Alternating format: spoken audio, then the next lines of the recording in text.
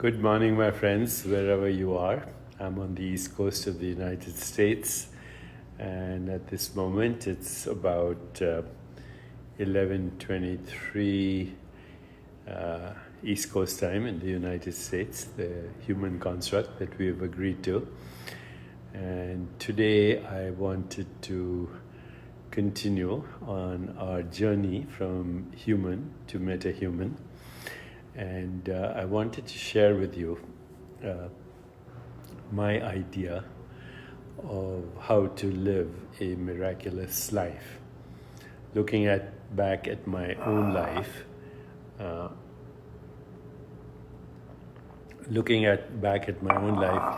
it is nothing short of the miraculous. So, before I start, and I'm going to start very soon on this topic, I would like to know from you if I should speak on this, living a life of miracles, and if I should actually speak on it regularly, because actually it can happen every moment. Miracles happen every moment in our life. They are anonymous messages from divine consciousness, or universal consciousness, or pure consciousness. So as you're coming on and letting me know that you would like to discuss this topic, then so we should. Okay. Thank you, Daniela, for saying yes, please. Thank you, Jennifer. Thank you, Saad Munir Bashir. Thank you, Janet. Thank you, Kimberly. Thank you, Pete. He says, I need a miracle. Paige Lee says, fabulous topic. Robin Polk says, miracles, yes. Zara says, yes, please. And so, why not? Shall we start? We are almost 900 people now, live, sharing the same mental space. So maybe it is time to start. Okay, we're up to over 900 people. I'll just wait for a minute or so. Please send any questions, and please send any remarks, and please press the like button if you want me to continue on this topic, living a life of miracles, because that's the least we all deserve as humans, but it's the least that we should expect in every moment as meta-humans. So how about that? Okay, I see we're up to almost 1,000 people. Julie said a course in miracles has been great. Yeah, it's been great, but let's go even beyond that. It's a great course, by the way. The Course in Miracles is a great course, and I totally endorse it. Okay, so let's look at the word miracle. Let's look at the word miracle. And also, when I say something and I quote somebody, I might be paraphrasing, so don't take my quotes 100% literally. I will do my best. But the word miracle is related to the Latin word mirare. And mirare means filled with wonder, awestruck, bewildered, full of wonder, so much so that wonder leads to extreme exhilaration and even ecstasy. Ecstasy, it means ectasis, stepping out of the ordinary world, the mundane world of everyday reality. So miracle means filled with wonder. Also, miracles are associated with the so-called supernatural. And so we, as human beings, are interesting species. If we can explain something, we call it natural. And if we can't explain it, we call it supernatural. So once we can explain what we couldn't explain previously, then it becomes natural. The supernatural becomes natural. The miracle becomes, quote unquote, a scientific explanation. So humans have this amazing capacity to want to give explanation to every experience. And this human capacity for creating an explanation or explanatory power, which has led to a methodology called science today. Previous disciplines have included philosophy, theology, religion, mythology, but today our explanatory power comes from the methodology of science. And it's a good methodology because it's open to what is called falsification, can be revised and continues to be revised. So first of all, I would say that I'm in agreement with Einstein, and that's kind of arrogant of me to say, but he did say either everything is a miracle or nothing is a miracle. So I like that, but I can tell you every experience is a miracle. Every experience is a miracle. Lift your hand up, that's a miracle. You started with an intention, you ended up with a physical response. Nobody can yet explain how the intention became this activity or any activity. How does volition work? There's no scientific explanation. At the moment, it's part of the hard problem of consciousness. So too, there's no scientific explanation for how you see those colors behind me, the painting behind me, or me, and the colors I'm wearing, because all that's coming to your eyes are photons. Again, that's part of the hard problem of consciousness. So here we are, we cannot explain a single experience, sensory experience. We cannot explain a single motor experience. The first step in the motor experience is a miracle. The rest of it has a scientific explanation. But how intention transforms itself into motor activity is a miracle. Before the electrochemical processes, there's only intention, and it's at many levels: para, pashanti, madhya, vaikari. Some of those intentions even not known to us. And similarly, all sensory experience, whether we hear sound or see colors or shapes or forms, or smell a fragrance, or taste a flavor, or feel a sensation, the first step is a miracle. We don't know how something that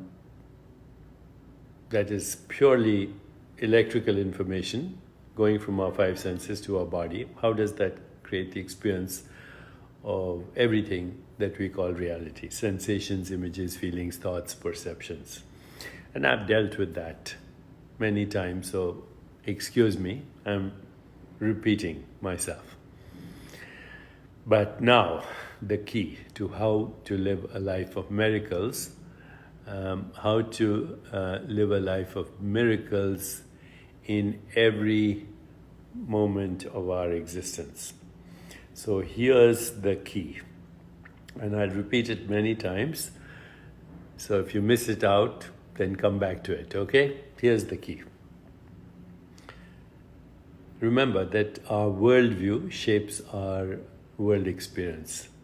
There's no such thing as a world. There's only world views. So here's the key to living a life of miracles. One sentence. Number one, know and experience your body, your physical body. Know and experience your physical body as made out of nothing, no thing. And know that your mind is connected to all minds. I'll repeat it. Know that your physical body is made of nothing, no thing. And know that your mind is connected to all minds. I'll repeat it third time. Know that your body is made of nothing and that your mind is connected to all minds. That's the key. Now let's explore it. So what I'm saying is in the deeper reality, your body is part of one body, the body of the universe.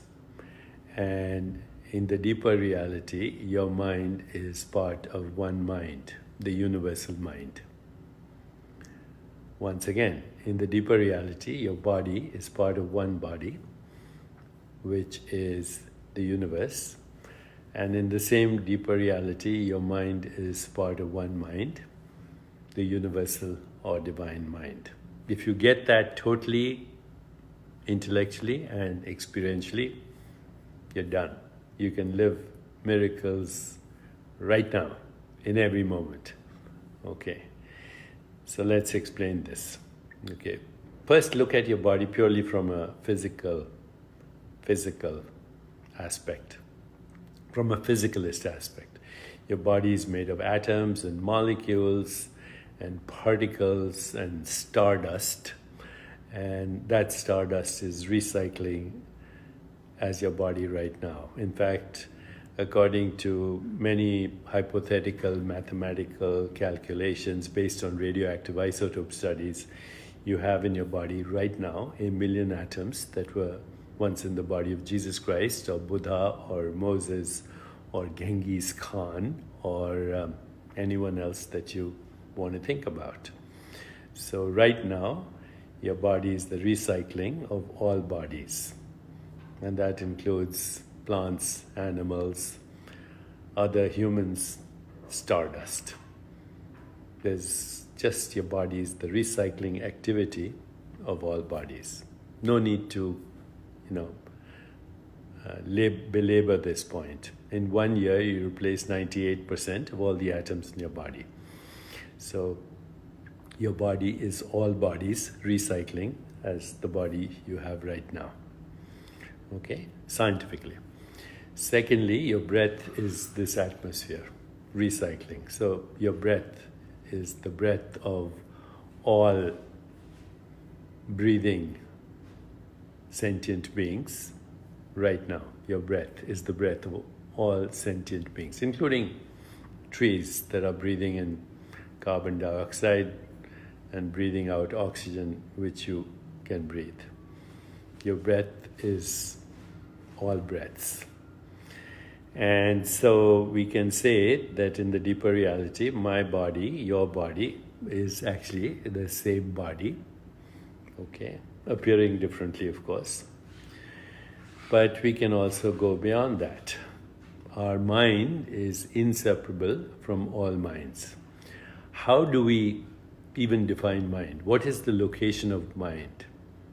Just like if I asked you, what is the location of body? You'd say, here. This is the location of my body, this room, this space.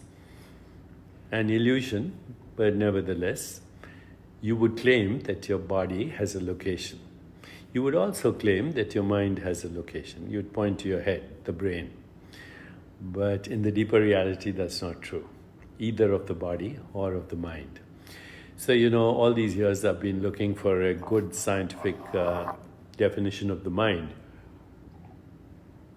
And so far, the best definition I've experienced coming from Dan Siegel, the UCLA psychotherapist, is he says the mind is an embodied and relational process that regulates the flow of energy and information. So once again, the mind is embodied, it's in the body, brain, body, everywhere, in all the cells, and relational. Yeah, mind doesn't exist by itself. It exists in relationship to other minds. So the mind is an embodied and relational process that regulates the flow of energy and information in the entire ecosystem of existence. By existence, we mean that which exists, nothing esoteric. And so there cannot be a mind without other minds. Right now I'm speaking to you because we're sharing mental space. Okay, and the mental space is also physical space. If I said something that is pleasing to you or evokes a feeling of joy in you, then I'm giving you a dopamine hit and a serotonin hit and maybe an opiate hit, and also maybe if you feel love, then you will also get an oxytocin hit. And if you have extreme joy, you will get an anandamide hit, which is the neuropeptide associated with joy or bliss. So right now we are exchanging information, but we could also say we are in the same mental space. And as a result of that, we are also influencing our physical molecules right now. I am influencing, if my intentions work, I'm influencing the release of dopamine and oxytocin and opiates and anandamide and everything, serotonin, oxytocin, everything that is changing and fine-tuning your immune system. And your feedback back to me is influencing my biology as well. On the other hand, if I was abusive and rude and condescending and I was hostile and I was angry, then if you were taking me seriously, then you would also have the release of cortisol and adrenaline and norepinephrine, and basically your body would go into inflammation. Okay, so basically you and I are at this moment entangled minds and entangled bodies. Okay, and so if you go way beyond that, then you'll realize that you end up with a handful of nothingness. So go beyond the appearance of molecules and atoms and particles and even probability waves, and what you end up is pure nothingness. And what I'm saying is that this pure nothingness, this emptiness, this infinite void is the womb of creation. Over here, we are entangled as one being, period. Over here, we are entangled as one being, and this is the key to living a miraculous life. Experience your body as nothingness, and it's very easy to do that. Close your eyes and just experience your thoughts, your sensations, your memories, your imagination, your desires as made of nothing, because they are made of nothing. No thought, no desire, no memory, no image, no sensation, no perception of perceptual activity is made of any substance called matter. Okay, so just by the simple act of closing your eyes, you are obliterating the experience of a physical world. You're only experiencing mental activity. And now take each of these mental activities, shift from one to the other, shift from a sensation to an image, from an image to an emotion, from an emotion to a thought, from a thought to an idea which is abstract, but you'll see these are all appearing on the screen of your consciousness as modifications of nothingness. And even that which we call the physical world is a modification of nothingness. So now once you get this, live your life like this. My body is the universe, and it is of the nature of awareness. That's it. And understand that at the most fundamental level, you and everything in existence are one phenomenon. One phenomenon, one being. Now, here's a simple way to try this out, okay, as an experiment. And if you all do this experiment and you share this experiment, the results of this experiment with me, then we can explore this a little further. We can really go much further into this dimension of miracles, okay? One way is to begin to understand and explore the orchestration of synchronicity. And today I'm going to suggest only one experiment, but then I'm going to show you many more experiments, okay? Many more experiments. But the one experiment I'm sharing with you right now is think of someone that you haven't contacted in a long time. And bring their awareness, bring their image into your heart. Feel it here. Experience the image here. So think of a particular name, any name of somebody you haven't recently contacted, and bring their image into your awareness over here. And now as you bring the image, feel the emotion associated with it, and their name, and the sensations that you experience in your body. Remember, all experiences, sensations, emotions, thoughts, feelings, images, and perceptions. So bring it all here into your heart, including the emotional feeling that goes with that. And then mentally speak to this person with their name, mentally speak, and say, I'd like to hear from you, and see what happens. Just try it and give me your feedback here, because if you give me your feedback and this experiment seems to work, then we can go much deeper. But let's start with synchronicity.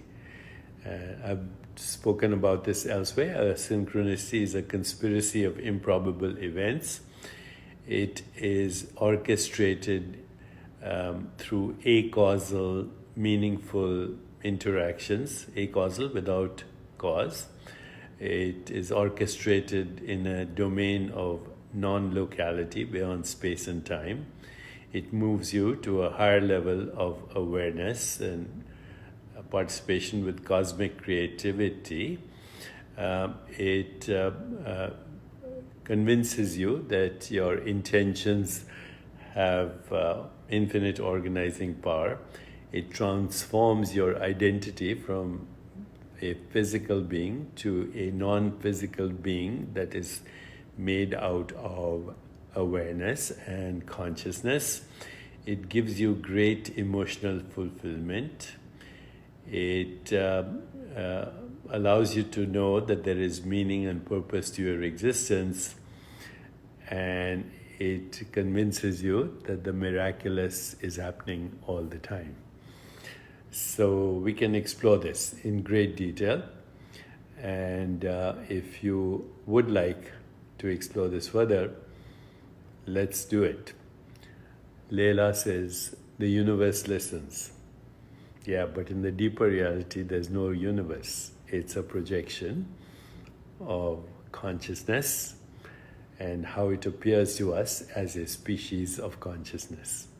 There is only consciousness and what appears on the screen of consciousness, which is species-specific, culture-specific, but also specific to your personal worldview. You change your worldview and everything changes. So your body is not matter, it's not energy, it's not information. It can take all those manifestations, but your body ultimately is made of nothing. And that nothing is not an empty void, it's the womb of creation. All bodies, all minds, and all experiences have the one source.